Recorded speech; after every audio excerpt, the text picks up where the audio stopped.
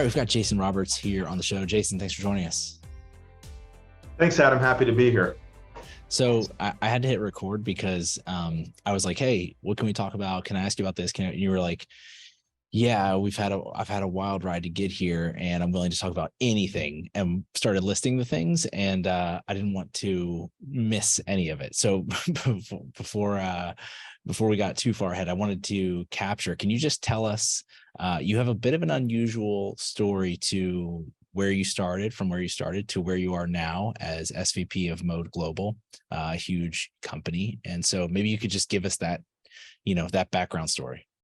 Yeah, so I'll try to make that as short as possible. So, I got my start like so many others did, and specifically in Chattanooga, at Access America. To be honest, I was only there for a short amount of time. I was pretty young, and to be frank, my priorities were really out of order. I actually got terminated pretty quickly. Maybe it was 6 months. Wow. For showing up late and that kind of stuff. And at the time, when it happened, I think that's when I recognized, what am I doing with myself? I had an opportunity to really do something here, and kind of passed it up. And somebody that was high up at Access had said, "Hey, look, I've got another place for you." And so I worked for a few years at a company called Lipsy Logistics. Oh, wow. Worked there for a few years before, and they were at the time were a pure brokerage play. I know they got assets later on, but after a couple of years, I moved on from there and worked at a company called Riverside Transport (RTI), who owned 2 or 3 different companies, about 3,000 trucks. Again, brokerage play in Chattanooga. They were building that up. Some of the folks that I'd worked with at Riverside were some of the drivers of that, and worked there. Was very small at the time, probably 5 to 10 people. Worked there for 3 or 4 years. Really got a lot of exposure to a lot of it. I guess my business was a lot in the just-in-time freight, a lot of automotive, a lot of expedited, a lot of team transit, high exposure, high value, high margin freight. Wasn't boring at all. Ended up doing well there. Became a pod leader, and had, 10 or 15 people underneath me, and did really well. Had a good opportunity there. And I left there to go to a company that lasted it for 2 weeks. So this was a company, had some guys that had left another company, and they were building it out. These guys went on to be some of the first folks over at FreightWaves, by the way. But okay, they wanted to open up this brokerage. It was those two as kind of the financiers. They brought myself over and one other ops guy, and it was ground up. They had space, they had rent, they had an MC, insurance, they had some slick stand-up desks. And I think some sort of, I can't even remember if we had a web-based TMS, but it was something like that. And they were asked that guys and said, "Hey, we really want to build this from the ground up." And so at that time, I had waited a while. Like, there was a significant gap. Well, there was a decent gap between my exit from RTI over to this new company. Okay. So funds were kind of already a little tight. And just as a little bit of context, the president at the time of Avenger had tried to get me to come over there for a while. It's like, "Yeah, I appreciate the offer, but I just can't do it." I had my reasons at the time. And anyhow, I remember very well, we were 2 weeks in. I felt good about where we were at. I felt so good that I went to lunch and went to the sports barn in downtown Chattanooga. Yep. RIP. Yeah, exactly. Right. See you later. But I felt so good about it. I went to go get my membership, and the ops guy that I was with calls and says, "Hey, you need to come back to the office right away." And I was like, "Okay, that doesn't sound good." Yeah. And come back and find out these guys got to shut down shop. Their non-competes were going to get enforced pretty heavily. They couldn't fight it. they couldn't fight it because it was going to tie up a lot of their severance from the old company. And they're like, look, we're really sorry. We you know, if we get this fixed, we're going to give you a call. And I was like, you've got to be kidding me. Yeah. So was out of, was out of work for, a month or so, was into that job, thought I had this great opportunity, equity in the company, a good starting salary. 2 weeks in, it's toast. And so now I'm in desperation mode. I interviewed at several folks, several different companies in Chattanooga, and had some, there were some really great companies I spoke to, but a lot of them back then were really wanting to stick to this kind of streamlined salary, like whether you're experienced, whether you're new, this is what you come in at. I said, look, I can't do that. I've got too much experience. I'm just not, I can't come in at the same salary as these other guys. But at the time, people weren't really looking for middle management. They were just looking for brokers. So this would have been, at this point, I don't know, 5 or 6 years ago. And so I called Andy, who was the president of Avenger. I had to have a job. I couldn't wait to be thoughtful about the right fit. I just wasn't there. So I asked him, hey, can I come in? He's like, yeah, but you'll be a broker again. Like, I'll get you a higher starting salary, but you'll be a broker. And, talk to my wife about it. I was like, I'll take it. I'm just going to come in and I'm going to bust my butt and start over. And to be honest, it sucked. Starting over, you built this book of business up. I couldn't touch that book of business. And I just, I felt like all, the years of work that I'd put in, really, there wasn't much to show for it. So I came into work with, honestly, a pit in my stomach most days for probably the first, I don't know, 2 months, it feels like. Wow. Just, you know what, I'm starting over as a broker, but I'm committed. I'm going to make more calls than everybody else because that's my job. That salary that they're giving me, it's not nothing. And I'm just going to make phone calls, and I'll have more calls than everybody else. I'll make sure every week. And to be honest, I hadn't done that in a few years because I've been used to managing really large accounts. So that's what I did. I just started, back to basics, calling manufacturers, finding whatever lists I could, going into our internal TMS, picking through the things that people had thrown away. I think I remember I pulled it up by, load volume and revenue at customers that we weren't doing business with anymore. I'm like, I'm going to go find out why. Some of them, there were good reasons, by the way. I found you found out. Yeah. Some of them, there were really good reasons. But, there was a couple of accounts that, people had a hard time with and said, go for it. You're never going to get anywhere with it. And I'm like, yep, I'm good with that. So I built a few accounts up, and I got lucky with a couple of big name accounts. If anyone doesn't think there's luck involved in sales, they're crazy. Although, I do always love the saying that it's funny how the hardest working people, are usually the luckiest, right? For sure. So sales, it's a numbers game. There's no question about that. And I was not a great salesperson. I still don't consider myself a great salesperson. I can give a good speech. At this point in my career, I don't think that a customer is going to throw too much at me that I can't dance with on the fly and give a polished answer to. But I think that just comes with it, right? So yeah, built a team up, got lucky, continued to build that, and was a pod leader for a while.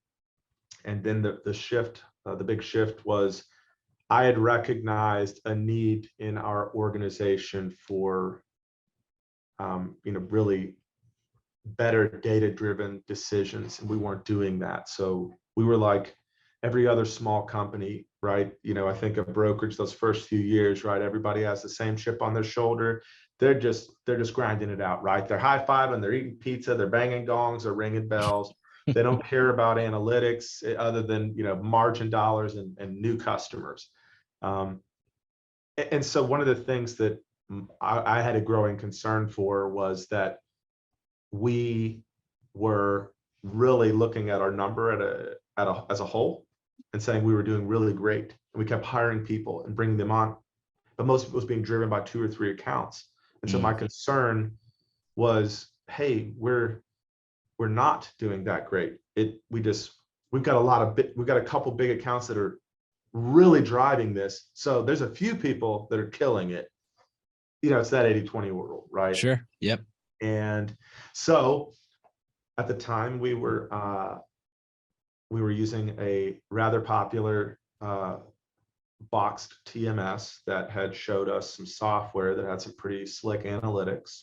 And they had told us it was going to be, it's $40,000 a year to get this add-on, which we weren't going to pay. So, I had told the owner, my boss, it's like, I'm pretty sure I can build that myself. I'll learn how to build it. Had you built this? Yeah, so stuff? I learned. I learned Power BI.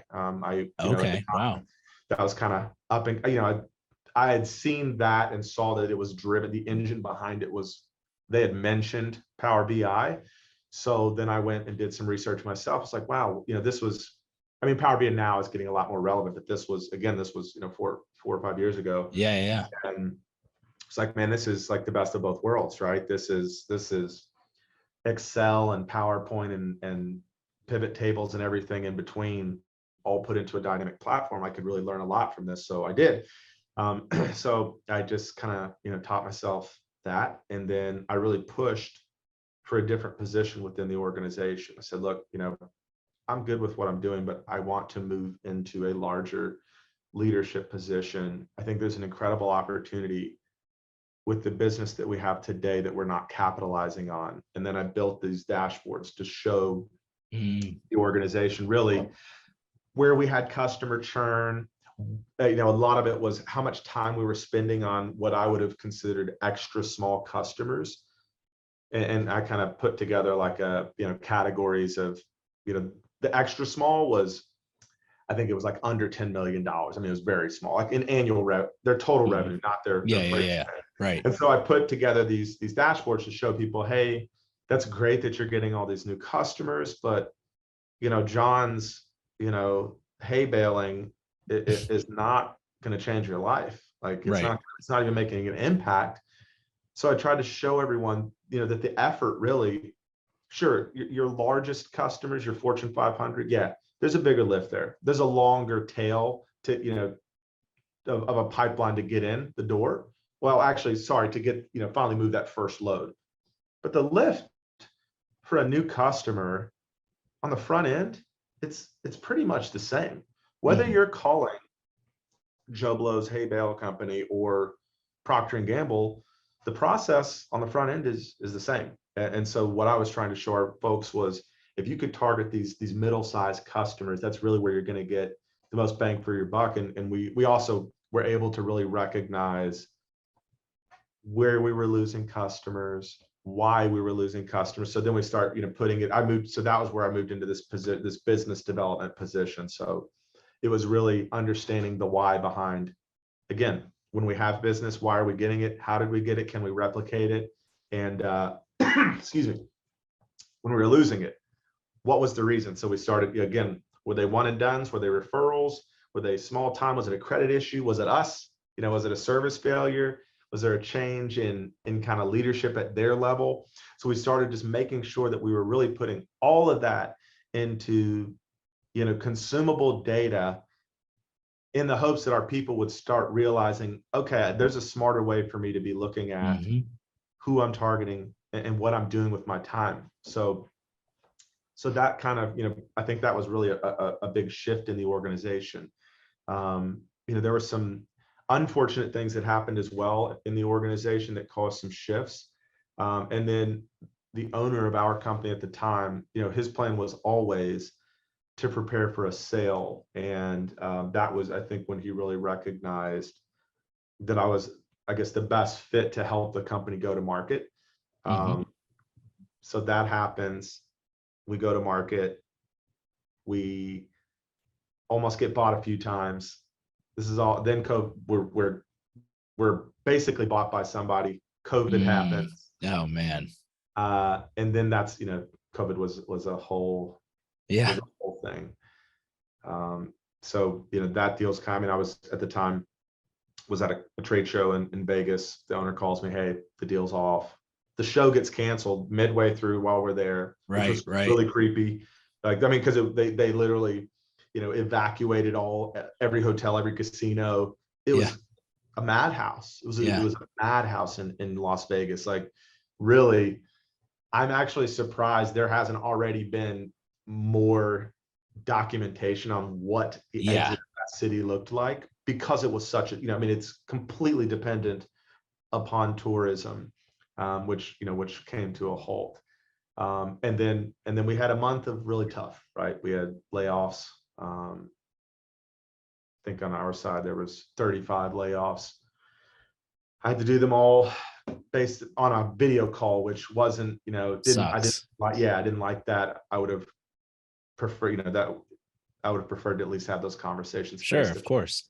We were able to bring most of those people back. Some were pissed and didn't want to come back, which I understand. And then some, found other jobs. And obviously we all know what happened, 2 months after that, right? We all went on a rocket ship and so company was I guess acquired. In some ways that fueled probably a better, like, it's kind of good that you didn't get the transaction done, I'd imagine, prior to the rocket ship. Yeah, so our acquisition was at the time, MODE Global was not a real candidate or a player in that pool of suitors for us. So it completely shifted our trajectory, no question about that. Even more so when you think about, serendipity. As the company was acquired, within a couple weeks' time, MODE Global brings in a new CEO in Lance Malish, which again is likely very beneficial to me personally and Avenger as a whole, because he was not a legacy guy, kind of status quo. He's the opposite of that. Fresh eyes, had built out BDP and built a 4PL solution there. So both of us were very much from a developmental standpoint within the organization, right? We're kind of on that same path. So, for us, it was, for the first few months, it was very much do no harm. And then it was, hey, Jason, you have an objective view. Why don't you take a look at the business and tell me what your thoughts are? So that was exciting as well. Sure. And plenty of other adjectives. Again, because I was coming from $100+ million brokerage, moving into what's now a $3.5 billion organization. It's not a small jump. Crazy. Yeah. So really had to shift my mindset. I had to put on a different pair of glasses. And even then, right, there was plenty of challenges where, I had to shift from looking at, okay, how could this benefit Avenger, to how can we, grow the overall organization? And if Avenger, it plays a part in that, outstanding. But I needed to be unbiased to that as I was shifting, which of course is tough, right? I care deeply about the people here and continue to want nothing but success for our people, and even today, right, I still directly oversee the operations for Avenger. So my path forward started with, there was a legacy in-house group, and so that was so traditionally MODE was an agent-based model with kind of the small subset of in-house operations. And so even just 2 years ago, that represented, from just like a profitability standpoint, it was, for sure less than half of the business, far less. And today it's far closer to that. But part of that was, how do we look at these other operations and improve them? And there was, so for me, it was enlightening. It was got a lot of exposure to other types of operating models. So Avenger was your traditional cradle to grave brokerage. The in-house group was really the opposite of that. It was, an operations hub. These were guys making flat salaries, just building Sure. relationship, deep relationships with a few very large customers. But it had its pros and cons. And so looking at that, seeing where we could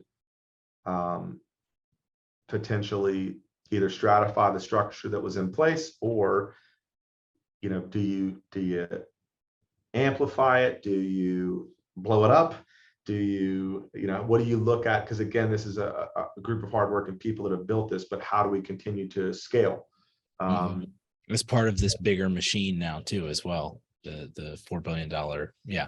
Significantly bigger machine, far more complex, with the added complexity of a robust agent network that is as diverse as, you've got 200 agencies.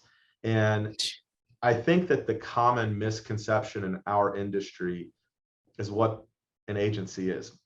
I think a lot of people think it's a couple guys in their pajamas in the basement, booking freight.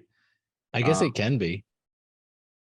I'm not saying that there aren't folks, in pajamas, but some of our agencies have 5 or 6 different offices with hundreds of employees. Sure. Are a well-run machine.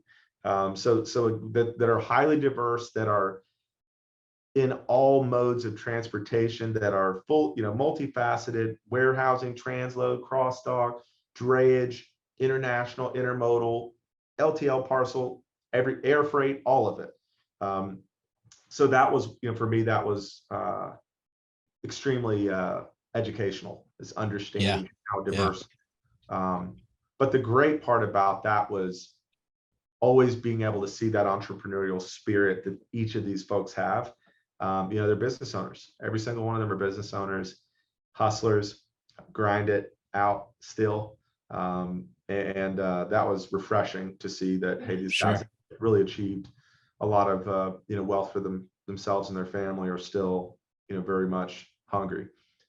So I want to get to that. I want to get to that transition and how that goes, but I want to make sure I follow up on a few things you said earlier. Most importantly, number one, when you went to Sports Barn, had to go back to the office that day, did you at least get jacked in that period? Was that did you have some extra time there at the barn? No, man, that was the worst part, as that was, man, I think it was as I signed the paper. I mean, it's like line on the dot, sign on the dotted line, I get a phone call. It couldn't be, the timing couldn't be more, well, hey, the good here, I'll give them credit. I was able to call them. I explained the situation. They did not hold me to that, year-long. That's rare, especially with that era of Jim. I agree with you. I agree with you, but I give them credit there. I hope that's not why they're going out of business. Maybe they did that too much, but I did not get jacked. It was, man, it's all right. And when I talk about an emotional roller coaster, right, that was, it was tough. It was very tough. More seriously, I guess, do you think the experience you had at Access, did that play into then the humility and the willingness that you had? Some of it was pragmatism, I'm sure, but it sounds like you really had to come in and like you said, come in with a sense of humility and start from scratch and do these things that you'd already, like, do you think that played into it at all, the experience with Access? Yeah, I think very, look, my combined, set of experiences have shaped who I am. I grew up, pretty poor, to be honest. I'm thankful for that. I didn't have a good relationship with my father. I'm thankful for that.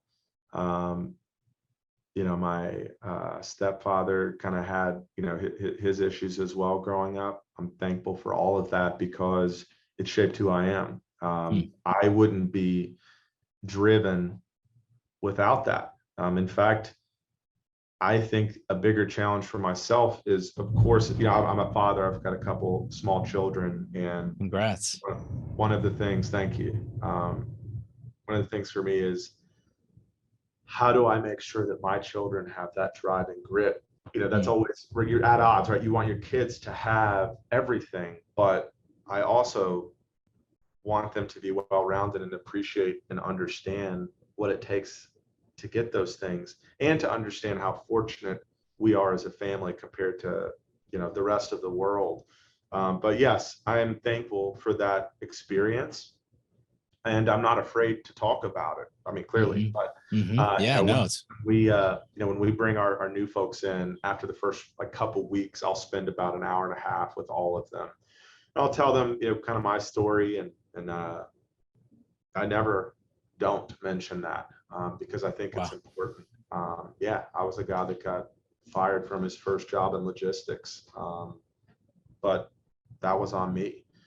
I was fortunate that my boss's boss recognized there was potential in me, and Hmm. I didn't take that for granted. Um, so again, I think people do, right? People take so many things for granted. I still take things for granted. So it was those sorts of things, and telling that story is a reminder to me of how fortunate I am, and that. But it's also, I think, or I hope that people see that it's okay to fail. It's okay to make a mistake. It's okay to mess up. In fact, I think it's critical to mess up. I don't think that a good leader hasn't made significant mistakes. If you haven't, then you're probably not the best version of a leader you could be yet. Hmm. Because I think understanding what it takes to overcome adversity is important. As you move through your professional career. So yeah, I'm really thankful for it. I heard someone say earlier today, actually, that if you haven't had someone upset at you for some stance you've taken, you probably aren't standing up for anything of significance. I think what you just said is similar. If you haven't found that, even if it feels in hindsight like something that could have been avoidable, if you haven't found that barrier where you've tried and failed, you probably haven't tried anything, enough. So I think that's a testament to you that you kept coming back. And I would say the other thing that's stands out from your story is your adaptability. Like, I mean, obviously there was the sales side and there was like adapting to different levels and going back down and do it, but just learning power. Like, people don't just learn power. I know you kind of just like threw that in there, but that's like a process, and building out those dashboards, things like that. And then from to now, what you're doing, leading an organization and being a part of this much larger organization. Talk about that. Like, you talked a little bit about the agency, but what has it been like working with agents? What has it been like going from, kind of having your thumb on the pulse of everything that's going on in 100-person organization to, I know you still have oversight of that, but also you have this other responsibility to the larger business. How have you adapted in that scenario? Yeah, so today I oversee our truckload and our LTL product line, and then I also have joint ownership and accountability of standing up our digital freight brokerage platform, which is very front of mind. So there are times where you sit at that senior leadership table at our corporate office, and sure, early on, yeah, I've got people talking real fast. You've got some finance gurus throwing in some acronyms that maybe it's been a while since I've had to listen to. Not that it was a painful thing, but just that I hadn't had a lot of exposure to. So sure, there was absolutely scenarios where I would sit at the table and think, man, I'm going to get challenged quite a Mm-hmm. bit. This room is full of hundreds of years of experience in totality, and all of these folks have highly focused positions, where mine has been kind of a generalist of so many things. And to be honest, really also being under the leadership of a CEO who is um, different. in a good way, but different challenges regularly. And I could bring a scenario to the table, and instead of him giving me his feedback, he'll say, well, what do you think? You know, Mm. just always, right? It's never going to be a quick yes, no, that was good, that was bad. Well, what would you do the same? What would you do differently? Not that anything needed to be changed, but just to be thinking about it that way. So again, early on, his directive and direction to me was to really think more about what the best use of my time would be doing. Again, as to your point, being in a position where you're over 100 people, I would do what I felt needed to be done, whatever that was. And if that meant rolling up my sleeves and covering loads to that day just to show someone on the floor that they weren't doing it right, I would do it. Mm-hmm. That's not the best use of my time, right? That's the whole, teaching people how to fish, versus just you being the one, casting the line. So learning about that, bucketizing my time, and recognizing that, again, what's the greatest use of my time, and what can I peel off, what can I delegate, and cascading that down to the team below me. It's not been without its challenges, right? An acquisition comes with changes, significant changes most of the time. There was some, there was a small amount of reduction in our staff, but it wasn't major.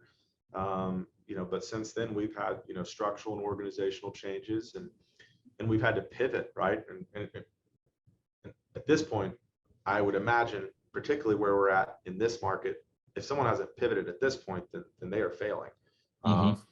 So it's been a great experience, but not without its challenges. Again, was used to being very nimble, being part of a much larger organization. There's far more impact. There's a ripple effect to making one quick decision that I have to be more mindful of. So it's the little things. Are you going to complain about something, or are you going to bring something to the table without a solution? You learn quickly not to do that. Sure. So there's been plenty of humbling there too, right? There's people that have done this longer than me that do the job very well. And I would say what hasn't changed for me, I don't think will ever change. And I hope that is one of the things that makes it a difference in my career, is my genuine thirst for knowledge in this industry, because I believe, and always have believed, that the more that you learn, the greater value you're going to be to your organization. And even as a broker, right? That starts with, oh, you're doing van freight. You should learn flatbed. You should learn refrigerated. Now you're not just the flatbed guy. You know how to operate all of those things. When and even within systems, right? So that's how that happened, right? I wanted to know what all our TMS could do for us. I was willing, I didn't just take the information that was given to me during my, my whatever week training course early on, and just said, yep, that's what they told me to do. So that's what I'm going to click this button here. There's 30 buttons above me. I'm never going to look at all of those or wonder why or ask why, but that was I think something different for me, right? I did ask why regularly. I challenged that. I was like, why do we have these 30 buttons? What do they do? Could we be using these tools to make our operation more efficient? And again, that kind of led down the path with Power BI. I was like, okay, well, this is Sure. new. I don't want to not be. This is an effective tool. I should know how to do this. So I'm going to teach myself how to do this, because we didn't have anyone that could teach me that. And I was fortunate enough. I will add this because it's important, that I was fortunate because my boss gave me that time. Yeah. To learn that while I was at work. I know everyone doesn't have that luxury. What I would say, though, is if there is something like that someone believes is going to add value, that they should sacrifice that short-term commitment, because it is going to make them so much more valuable in the marketplace. Internally, if that's where they're going to spend their career, or down the road if they exit that company. And I've always told everybody that works underneath me the same thing. I want you to work here. I want you to be a part of this, but I also want you to be able to create value for yourself, whatever that looks like, because the company will make pivots. That is naive to think that companies don't have to pivot when, as the market changes, as the company continues to evolve. Sometimes you're a part of that, and sometimes you will look at it and say, hey, this is no longer what I want to do, and I'll never have hard feelings over folks when that does happen. Yeah, I want to talk about pivots before we let you go. And I know we're getting close to time, but just to touch on that, I mean, I think you obviously showed, without knowing the situation, you obviously showed, I would imagine you earned the right to learn those tools through the work you had put in at your core function. You talked about going after the terrible leftovers, the people who there was reason, like, so I'd imagine you had stacked some of those artifacts of effort and success up to where it was like, okay, if he wants to learn this type of thing, that makes sense. I think that's probably important too, as part of the story of what you were doing. But you've mentioned a couple of times the idea of pivoting, and we have been talking on this show a little bit about how to deal with the downturn, how supply chain companies should think about that, and we haven't had anyone who is at the size and scale of what you're thinking about with Mode. So, for a company of that size, how are you all thinking about, how are you going to market differently? Are you changing anything in order to deal with a little bit of what we're seeing economically? I think it's important to note that the company is PE backed, right? So we are not of some of the larger mindset of, hey, we'll take a market share regardless of the consequences from a financial aspect. Although, that being said, yes, I believe there is some strategic approach to trying to keep market share if you can, in order to, I think that's a philosophical debate that's always fun. You'll have your folks that say, no, make all the money that you can while you can, because as soon as the market turns, your customer's going to turn on you. And yes, my challenge to that would be, don't pick that type of customer. And I do think that can be, again, there are certain industry verticals that are more prone to that than others. So I think the good news is the strategy is not that different than a small brokerage. It is just, there is an economy of scale there that we can afford, sure, probably more so than a smaller company. But the difference becomes, the last year has been, capacity was the value prop, and that's all it needed to be. Now it is about added value. Relationships matter. Absolutely. So one, doubling down on the relationships that folks have is critical. I think that no matter the size of your company, everybody forgets to ask the right questions to their existing business. Everybody. No one is immune to that. Almost nobody does more than 50% of of one customer's business. Most of the time, brokers are doing one mode of service with that customer, period. Now, again, as a smaller brokerage, I understand there are some limitations there, but have you asked? If you're only doing truckload, have you tried to move intermodal? Have you tried to move LTL? Those are all things that make your relationship with a customer stickier. I would look for the customers that have more difficult freight.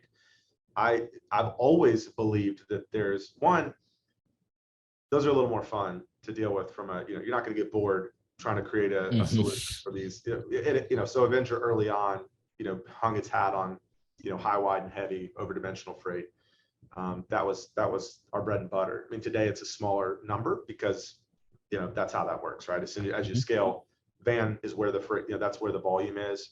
So we're heavy in that space too. We still, have a meaningful play on over dimensional freight, but finding customers that have, requirements that may have some of the competition say no thanks. Now, again, there's a line there, right? Sometimes there's a reason. It's like, hey, this is an 8-stop load, and I'm going to pay you, $1.50 a mile. That's my rate. Oh, and I'm going to send it out to 200 carriers. Right. So that's the other thing that I would look at as a broker is, have I quantified what the opportunity even is? And early on in your career, that's not what you're thinking about. Just thinking about, I just want the business. I don't care where it comes from. I don't care the size, but I do think there's something to be said there. If I'm getting put on a list, I would have the boldness to challenge that to a customer. I don't want to be on a list. I don't want to be on your list with 200 carriers. That does me no good, and no good, really. It also tells me that they don't value their partnership, frankly, with carriers. So I would challenge that and say, listen, I appreciate you putting me on that, but that wasn't the intent of my call. I want to be your provider. I understand you may have some relationships with a few folks, and I'm fine taking the tough freight if that's what I need to do to earn your business. But I want to create, a full solution for you. So that's the other thing that I would try to target is, so often we think about the kind of that old salesy approach. Well, your first 3 shipments, I'll give you a 20% reduction, and then we'll do the real prices. I don't think that's healthy either. But I would try to go into a conversation and say that I understand I may have to earn your business with that one load, but it isn't my interest here. My interest is to create a real solution for you. So I'm going to come into a conversation with the customer. I'm going to do a little bit of homework to understand who I'm calling. Again, I think there's a balance there, right? That whole analysis by paralysis is real. Sure. Sales is a numbers game, no question about it. Do a little bit of research. There's great tools out there today that we did not have when we first came into this. I wish we would have had some of the tools just from a funneling standpoint, right? The information you can find today is incredible. We were getting on Google, literally typing in, okay, largest, steel manufacturers in the United States, and then just going down the list, right? Doing a little research. If you can take it a step further and find out where their shipping and receivers are. So to me, the greatest opportunity today in this market is derivative business. And I would say that in 2 ways. Your shippers and receivers that aren't your customer. You've already established credibility. You've been here. You've either picked up here or you've delivered here. Why are you not calling them? The other is asking for referrals. People completely underestimate referrals. It's the purest sale, and it's the oldest sales tactic there is. And in our business, people forget to ask their customers who they have good relationships with for business. Just like I know so many people in this circle, they know people in their circle too. They go to conferences that are their world. They also go from manufacturer to manufacturer, right? That's no different. So the fact that we don't spend enough time capitalizing on that, is an area of opportunity. It's a great, I think the 2 takeaways there are, number 1, kind of farming your existing land. And then number 2, I mean, it's an extension of it, but that referral piece of getting your fans, getting the folks that already know you to do a bit of the lifting with you, and something that's easy to overlook. Jason, this has been awesome. I appreciate you being so generous with your time and your story and the authenticity of your experience so far. And just love getting to connect with you and be a part of that conversation now as well. If folks want to follow what you're doing, what Avenger's doing, what Mode's doing, how do they keep track of everything? LinkedIn, no question. That's where we put our content. So again, all 3 brands are on there. You can look me up personally, or you can look up MODE Global. That content's always going to be on there, and always happy to network with folks. And if I can provide value to someone, I'm happy to do that. Incredible. Cool. We'll link all that in the notes below. Appreciate you having you on, Jason, and we'll have to catch up soon. Yeah, I appreciate it, Adam. Thanks.